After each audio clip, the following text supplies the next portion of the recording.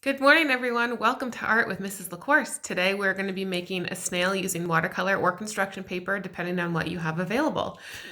So what you will need is a glue stick, a pair of scissors, a paper plate, a water cup, a brush, and a paint palette.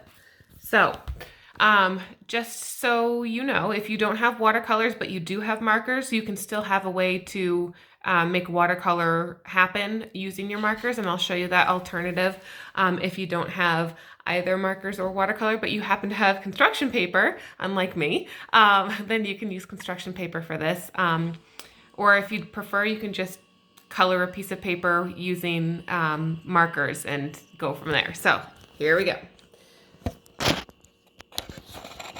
So to start with, you have your piece of paper. And what you're going to do is you're going to make sure that the watercolor palette is nice and wet, using colors that work well together. So if you want to use blues, greens, and purples, those are called the cool colors. And the cool colors really blend well together. So those are great to use together. There's also the warm colors, which are yellow, orange, and red. And those colors blend well together. There are certain color combinations by mixing the warm and cool colors that work well together. However, there are color combinations that would make brown. So if you don't want brown in your snail, I'll tell you which colors to stay away from. So you see how these are the cool colors. They kind of work well together. If I added some red to the blue and purple, because red is, if you mix red and blue, you make purple. Those colors work well together. So you can think about it that way. So the colors that work well together because of the color wheel. So if you mix red and yellow, you get orange. So any of three of those colors together work great. If you mix blue and red, you get purple. So those three colors mixed together work really well. And then if you mix yellow and blue, you get green. So those three colors work really well together. The colors that don't work well together are the ones that are just opposite from each other on the color wheel. So that would be yellow and purple. Those two color combinations make brown. Red and green make brown, and orange and blue make brown. So if you don't want those colors, try to keep those colors away from each other. So what you want to do is make sure that your little one, really fills in the space so that there's no white color or white space through there. If there is some white space, it's not a big deal. We're going to be cutting this up and probably not using the whole paper, but it's best to not have to go backwards once things are dry. So I said I'd show you also a way if you don't have watercolor. Oh, and also with the watercolor, make sure that you have your kids practice rinsing between colors. So if they're changing colors, make sure that they rinse their brush off. Because when they get to my class, if they come to my class, that is something that I definitely push. So if you're going to be using markers, all you have to do is color an area, not a big area, just like this. And then before it dries up a little bit, just take your brush in water. And then it's not going to be as good as the watercolor, but you can at least have the color come off, and you have different shades of the color that you want to use. So, and again, if you don't want to do that part, you can just use construction paper or marker or crayon. So this is my final paper. I've started already by cutting up some pieces here. I'm probably going to need more, so you can have your kiddos practice cutting straight lines. So they're just going to go, actually I'm going to do this side. They're going to go straight across. And we're making some squares. You don't want them to be too little, or else your littles are going to have a hard time handling them and getting them to be glued down. So start with a couple of strips. I already have a few cut out, so I'm not going to cut out much more because we're going to need some of the rest for the rest of the body. So I've got my strips, and now I'm going to cut them down into squares. Trying to make them not flip over so I don't have to deal with that later on.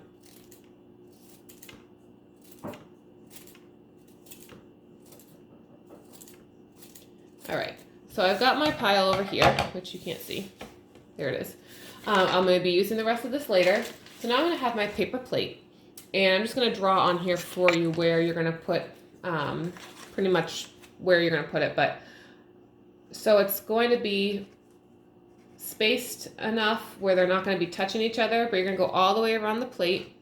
And then you're going to come inward and do another layer like this all the way on the inside. And you're going to keep going down until you reach the center.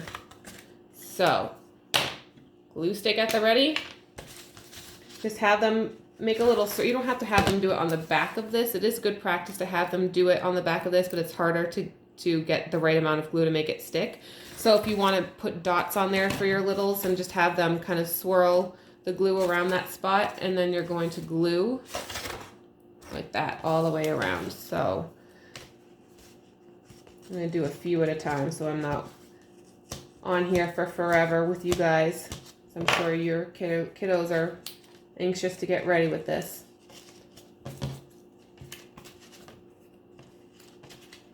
Make sure that they press down so that the glue sticks to both the paper and the paper plate.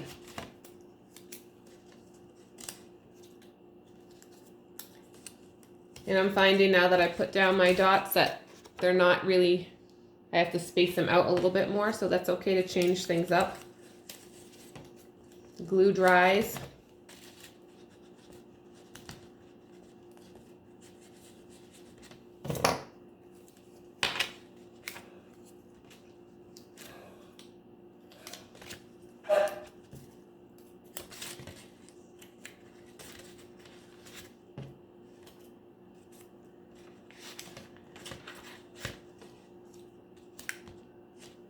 And keep going around. So you can do this part with me, or you can, whoops, sorry about that. You can do this part with me, or you can just fast forward to the next part. How's your day going? What have you guys been up to on this shelter in place kind of situation that we're in? Anyone going a little stir crazy yet?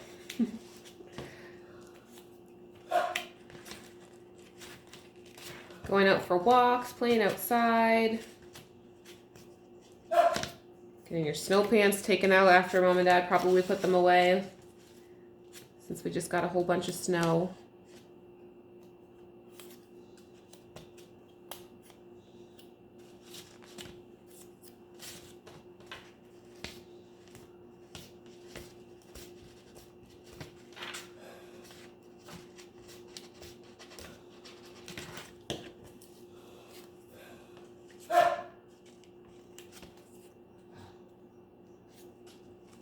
Now you've probably watched the rest of my, or if you've watched the rest of my videos, you've probably heard my dog barking in the background. She's deaf. She doesn't really hear herself super well, so I don't know if she realizes that she's barking all the time, so I apologize for the constant barking. She's an old girl, but we love her.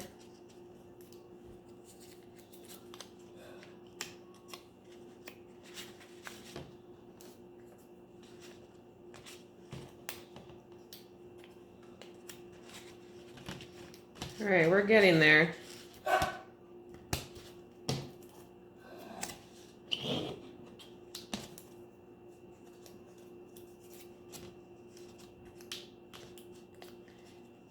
And if you don't have the purple glue so that your kiddos can see where you put the glue spot, you can just do a circle of glue, and it, like I said, the glue will dry.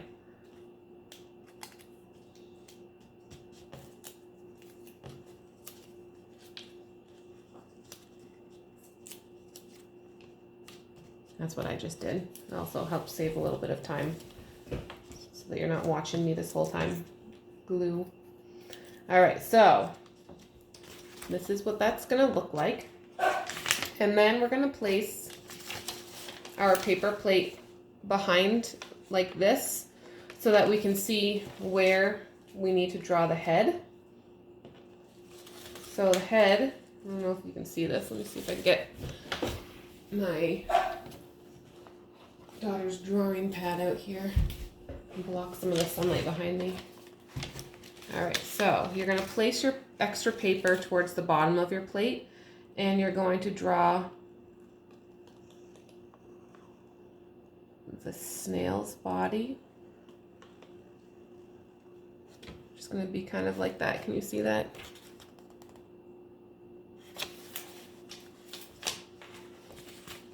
And then you can leave some extra, the extra there, because you after you cut it out, because you want to be able to glue some space on there. So that's that there.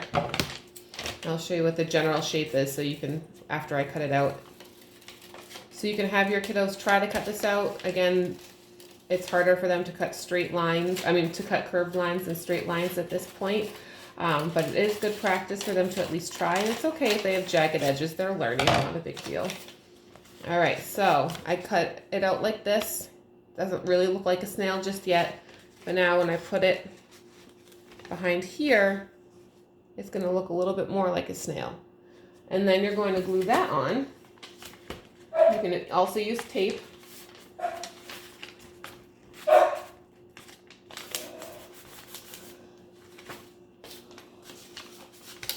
Tape might work better for me. It's not really holding up, but that's also because I don't like glue sticks.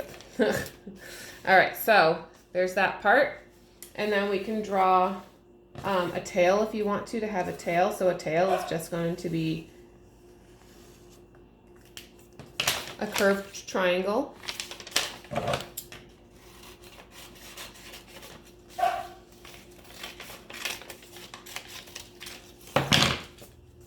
some glue onto that. Stick that on the other side. Oops, wrong side. Make sure you put the glue on the right side.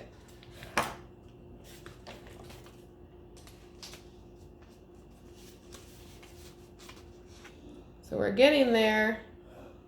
So now we need to add eyeballs. So what you can do is you can either draw it in, or you can cut out an eyeball shape.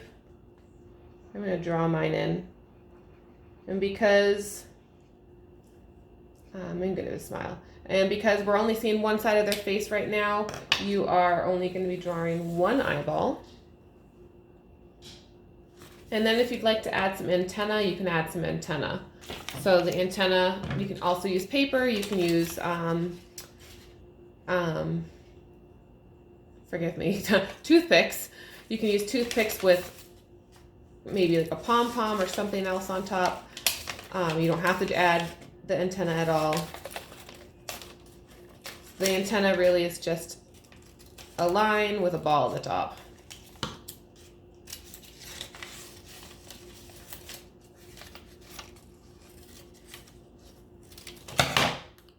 Kind of like this shape. I don't know if you can see that very well. And then you're also going to glue that to the head. So if you're using toothpicks or anything with a heavier material, try to make it not too heavy, because it's going to weigh your paper down. And you might need to be using something a little more sturdy, like, I say a lot, sorry. A little more sturdy, like tape or hot glue. So I'm going to bring you up and over my snail so you can see it a little better. So, yep, there it is. There's your snail. I hope yours turned out awesome. Like I said, I wish I'd be able to see it, but that is the way it goes. So anyway, I hope you enjoyed the lesson today. Come and join me for another one. Take care. Bye. Be well.